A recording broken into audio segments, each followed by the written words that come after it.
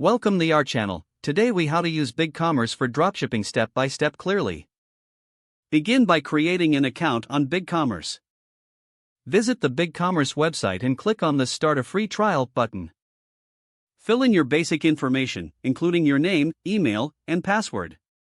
Select the type of business you want to run when prompted. Once registered, log in to your new account. Begin customizing your store by selecting a template that fits your brand. Navigate to the store design section on the dashboard. Use the theme editor to make adjustments to your selected template. Upload your logo and set the desired color scheme. Next, go to the Products tab to add items for dropshipping. Click on Add Product to start listing your products. Input detailed descriptions, images, and pricing for each product. Make sure to include product dimensions and weight for shipping calculations. After adding products, navigate to the Apps section in the BigCommerce dashboard. Search for popular dropshipping apps like Spocket or Oberlo. Install your chosen dropshipping app and follow the setup instructions.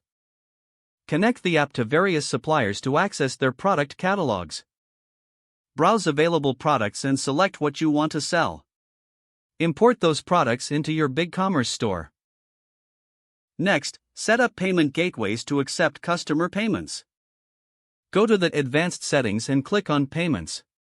Choose your preferred payment methods, such as PayPal or Stripe.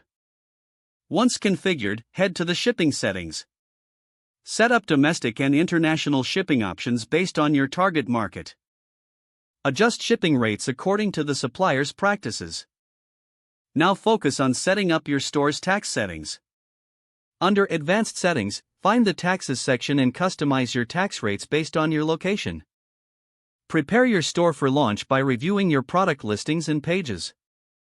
Make sure your navigation is user-friendly. Don't forget to like this video and subscribe to our channel for more step-by-step tech guides.